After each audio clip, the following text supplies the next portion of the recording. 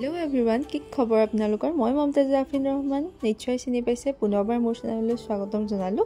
পুৱাই ব্লগটো ষ্টাৰ্ট কৰিলোঁ, যিহেতু আমাৰ ৰুম চেঞ্জ হৈছে। আপোনালোকে দেখি আছে, চাই যাওকচোন সকলোবিলাক কি হৈ যায়।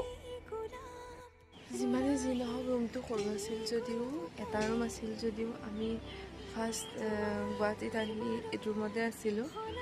তো এইটো ৰুমৰ লগত আমাৰ বহুত কথা জড়িত হৈ আছে। সকলোবিলাক বস্তু দি পঠালোঁ, কিয়নো গাড়ী আহিছিলে নিবৰ কাৰণে। একোৱে ৰখা নাছিলোঁ। আৰু ডাঙৰ কথাটো হৈছে, এইটো ফ্ৰক যে পিন্ধি আছিলোঁ, এই ফ্ৰকটোৱে আছে মাত্ৰ। গোটেই কাপোৰ লৈ গ'লগৈ, আৰু হাজবেণ্ডেও যি পিন্ধি আছিলে সেইখিনিয়ে থাকি গ'ল। বাকী একো নাই, এতিয়া চব কাপোৰ লৈ গ'ল। কিয়নো ভাবিলে যে কেতিয়াবা বস্তু আছে, ফেনখন নিবলৈ আছে, কিবাকিবি নিবলৈ আছে এনেকুৱা, কিন্তু বাকী সকলোবিলাক লৈ গ'ল। কিয়নো হাজবেণ্ডে ক'লে যে এনেও গাড়ী আনিছোঁৱে যেতিয়া গোটেইবিলাক যাওকগৈ, আমি ৰাতিপুৱাই ওলাই দিওঁ। আৰু এতিয়া বাজিছে 6:30। আমাৰ বহুতেই কষ্ট হৈছে, কিয়নো আপোনালোকে দেখিছে আমি সেইদিনাখন গৈছিলোঁ শ্বিলং।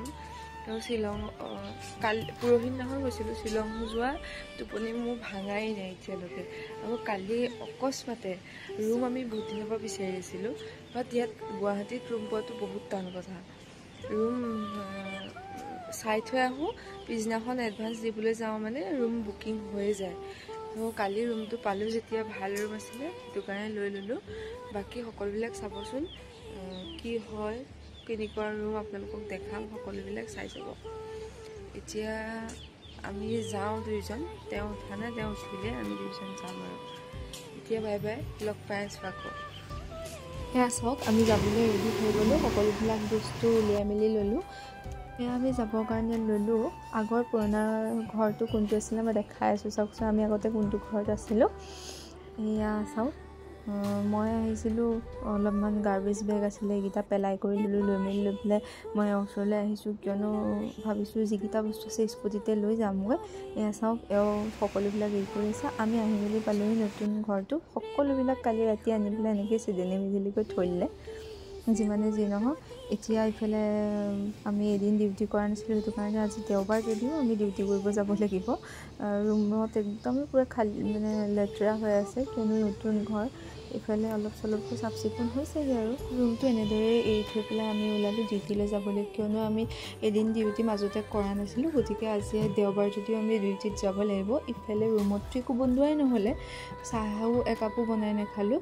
সেইটো কাৰণে ডিউটিতে আহি পেলাই অকলে কেণ্টিনৰ পৰাই আনো, যিহেতু হস্পিটেলত কেণ্টিন আছে, কেণ্টিনৰ পৰা আনিলোঁ কিবা এটা অৰ্ডাৰ কৰি। উলিওৱাত লাগি গ'ল, কিয়নো ইমানেই ভোক লাগিছিলে দুইটাৰে। পূৰা খানা উলিওৱাত লাগি গ'ল। আমি খানা খাই মেলি লৈ পেলাই ডিউটি শেষ কৰি, ডিউটি যিহেতু আজি 2টা বাজিলৈকেহে থাকে, তো আমি ওলালোঁ বা ঘৰলৈ বুলি, কিয়নো বাৰ যিহেতু মেকআপৰ ক্লাছ চলি আছে। তো মেকআপৰ ক্লাছত বায়ে ভাবিলে মোৰ ওপৰতে এটা মেকআপ দেখাওঁ বুলি পেলাই, তো আমি আহি পালোঁহি। এয়া চাওক, মোৰ ওপৰতে এটা বায়ে মেকআপ কৰিলে। আপোনালোকেও যদি এনেধৰণৰ ক্লাছবিলাক কৰিবলৈ মন আছে, তেনেহ'লে গুৱাহাটীৰ জু-ৰোডতে মোৰ বাৰ ষ্টুডিঅ' আছে, তাতে আহিব পাৰে। লগতে এতিয়া মেকআপ কৰাই হ'ল। ইফালে এয়া চাওকচোন, বাক লৈ আনিলোঁ আমাৰ লগত। এয়া চাওক, বাকো লৈ আনিলোঁ এতিয়া আমাৰ লগত, কিয়নো নতুন ৰুমটোত বহুত কাম আছে, তো বাক লগতে লৈ আনিছোঁ। এয়া বা আহি পালেহি। বায়ে সদায় কৈ থাকে যে ওপৰত ৰুম নল'বা, বাট আমাৰ ওপৰতে ৰুম লোৱা হ'ল। মই আহি মেলি লৈ পেলাই লাগি গ'লোঁ, দালিখিনি পাতি দিলোঁ, যিহেতু নতুন ৰুমত আজি প্ৰথমটো খানা আমাৰ। ইফালে চাওকচোন আমাৰ ৰুমটো কেনেকুৱা লাগিছে। ইফালে এয়া চাওক, এতিয়া এনেধৰণে আগফালৰ ৰুমটোতে আমি বিচনাখন পাতি থৈছোঁ। এয়া চাওক, আহি গ'ল আমাৰ ঈদুল্লা। আৰু ইফালে আমাৰ বাক দেখিছে নাই, ফূৰ্তিয়ে লাগে অৱশ্যে বা আহিলে। এয়া চাওক, ঈদুল্লা আৰু আমাৰ লাগি গ'ল বিচনাখন লগত, আৰু বা পূৰা গান গোৱাত লাগি আছে।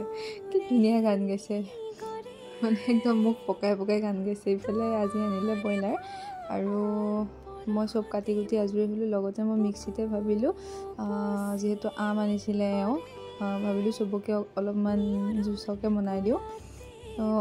জুচ বনাই দিলোঁ আমৰ।